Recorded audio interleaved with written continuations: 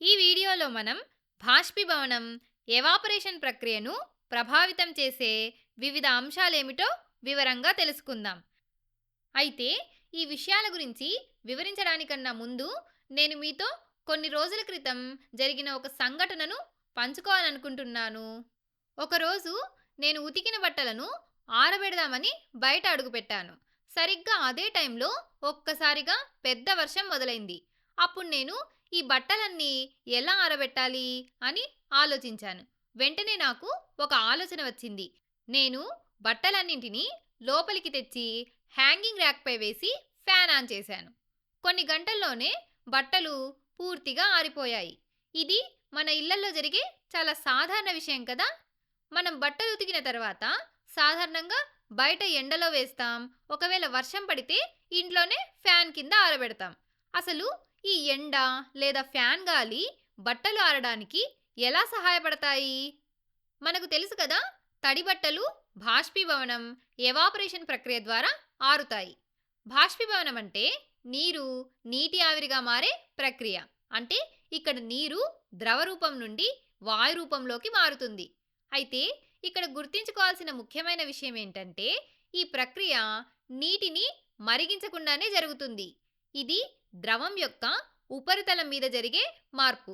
ఇక్కడ ఉపరితలంపై ఉన్న నీటి అణువులు వాటిని కలిపి ఉంచే ఆకర్షణ బలాలను దాటుకొని బయటకు రావడానికి కావలసిన శక్తిని సూర్యుని నుండి పొందుతాయి.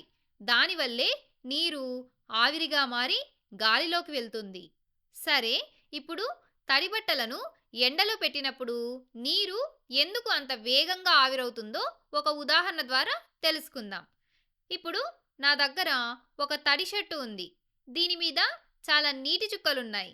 దీనిని నేను మంచి ఎండలో ఆరబెట్టాను. సూర్యుని నుంచి వచ్చే వేడి వల్ల చుట్టూ ఉన్న వాతావరణం వేడెక్కుతుంది. అలాగే ఆ షర్టులో ఉన్న నీరు కూడా వేడెక్కుతుంది. ఆ వేడి వల్ల చొక్కాలో ఉన్న నీటి అణువులు శక్తిని పొందుతాయి. ఈ శక్తి పెరిగే కొద్దీ అణువులు వేగంగా కదలడం మొదలు పెడతాయి. అవి ఎంత వేగంగా కదులుతాయంటే వాటిని పట్టి ఉంచే బలాలను తెంచుకొని అవి ద్రవస్థితి నుండి నీటి ఆవిరిగా మారి గాలిలోకి వెళ్ళిపోతాయి. అంటే బయట ఎంత వేడిగా ఉంటే బట్టలు అంత త్వరగా ఆరుతాయి. ఎందుకంటే వేడి ఎక్కువగా ఉంటే నీటి అణువులకు ఎక్కువ శక్తి అందుతుంది కాబట్టి. అందుకే బాష్పీభవనాన్ని ప్రభావితం చేసే అతి ముఖ్యమైన అంశం ఉష్ణోగ్రత, టెంపరేచర్. ఇక్కడ ఉష్ణోగ్రత ఎంత ఎక్కువగా ఉంటే ఈ ప్రక్రియ అంత వేగంగా జరుగుతుంది. ఒకవేళ సూర్యుడు లేకపోతే, అంటే వర్షాకాలంలో పరిస్థితి ఏంటి? అప్పుడు మనకున్న మార్గం ఫ్యాన్ కింద ఆరబెట్టడం. అసలు ఫ్యాన్ ఎలా సహాయపడుతుంది? మనం ఫ్యాన్ ఆన్ చేసినప్పుడు గాలి ప్రసరణ మొదలవుతుంది. అంటే గాలి వేగంగా కదులుతుంది. గాలి కదలిక బాష్పీభవనంలో చాలా పెద్ద పాత్ర పోషిస్తుంది. గాలి కదలకుండా స్థిరంగా ఉంటే బట్టల నుంచి వచ్చే నీటి ఆవిరి అక్కడే ఉండిపోయి ఆరిపోయే ప్రక్రియను నెమ్మదింపజేస్తుంది. కానీ ఫ్యాన్ గాలి వల్ల లేదా బయట వీచే గాలి వల్ల ఆ తేమతో కూడిన గాలి దూరంగా వెళ్ళిపోయి దాని స్థానంలోకి పొడిగాలి వస్తుంది. దీనివల్ల బాష్పీభవనం వేగంగా జరుగుతుంది. కాబట్టి గాలి వేగం కూడా బాష్పీభవనాన్ని పెంచుతుంది. సరే, ఇప్పుడు మనం తర్వాతి అంశం గురించి మాట్లాడుకుందాం. అదే ఉపరితల వైశాల్యం, సర్ఫేస్ ఏరియా. అంటే బయటకు కనిపించే వైశాల్యం ఎంత ఉంది అనేది. ఉదాహరణకు ఒక వెడల్పాటి పాత్రలో కొంచెం నీరు, అలాగే ఒక ఇరుకైన గ్లాసులో మరికొంచెం నీరు పోసి బయట పెట్టామనుకోండి, ఏది త్వరగా ఆవిరవుతుంది? ఖచ్చితంగా వెడల్పాటి ట్రేలో ఉన్న నీరే త్వరగా ఆవిరవుతుంది.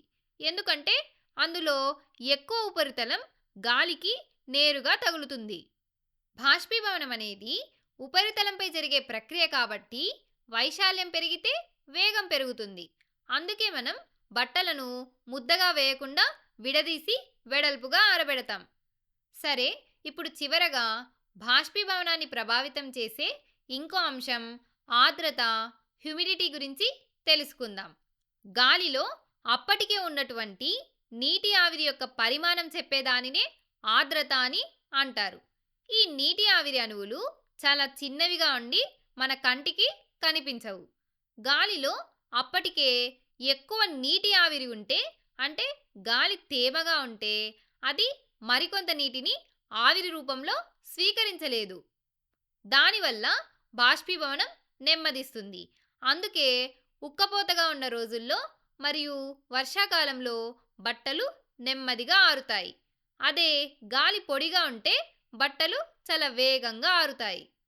సరే, ఇప్పుడు మనం ఈ వీడియోలో ఏ ఏ విషయాలు నేర్చుకున్నామో ఒకసారి గుర్తు చేసుకుందాం. మనకు తెలుసు కదా, బాష్పీభవనం ఎవాపరేషన్ అంటే నీరు నీటి ఆవిరిగా మారే ప్రక్రియ. మనం ఈ వీడియోలో బాష్పీభవనాన్ని ప్రభావితం చేసే అంశాల గురించి వివరంగా తెలుసుకున్నాం కదా. అవి ఏంటి? ఉష్ణోగ్రత, టెంపరేచర్, ఆర్ద్రత, హ్యూమిడిటీ, గాలి వేగం, విండ్ స్పీడ్ మరియు ఉపరితల వైశాల్యం, సర్ఫేస్ ఏరియా. ఇక్కడ ఉష్ణోగ్రత పెరిగే కొద్దీ నీటి అణువులకు శక్తి అంది బాష్పీభవనం వేగంగా జరుగుతుంది. ఉదాహరణకు మనం ఎండలో బట్టలు ఆరబెట్టడం. అదేవిధంగా గాలి వేగం పెరిగితే నీటి ఆవిరిని గాలి దూరం చేస్తుంది కాబట్టి దీనివల్ల కూడా బాష్పీభవనం యొక్క వేగం పెరుగుతుంది. ఉదాహరణకు మనం ఫ్యాన్ కింద బట్టలు ఆరబెట్టడం. అదే ద్రవం యొక్క ఉపరితల వైశాల్యం పెరిగితే, అంటే వెడల్పుగా ఉంటే గాలికి తగిలే ప్రదేశం ఎక్కువై ఇక్కడ కూడా బాష్పీభవనం వేగం పెరుగుతుంది. ఉదాహరణకు మనం బట్టలను విడదీసి ఆరబెట్టడం. మనం ముద్దగా ఒకే చోట వేస్తే బట్టలు తొందరగా ఆరవు. మనం విడదీసి వేస్తేనే తొందరగా ఆరిపోతాయి. చివరగా ఆర్ద్రత అంటే గాలిలో ఉండే తేమ. ఈ తేమ పెరిగే కొద్దీ గాలి నీటి ఆవిరిని స్వీకరించే శక్తి తగ్గిపోతుంది. దీనివల్ల బాష్పీభవనం నెమ్మదిస్తుంది. ఉదాహరణకు వర్షాకాలంలో బట్టలు ఆరకపోవడం. చూసారా, మనం రోజువారీగా బట్టలు ఆరబెట్టే చిన్న పనిలో కూడా ఎంత గొప్ప సైన్స్ దాగి ఉందో కదా. ఈ సూత్రాలను గుర్తుంచుకుంటే మన చుట్టూ జరిగే అనేక ప్రకృతి మార్పుల వెనుక ఉన్నటువంటి కారణాలను మనం సులభంగా విశ్లేషించవచ్చు.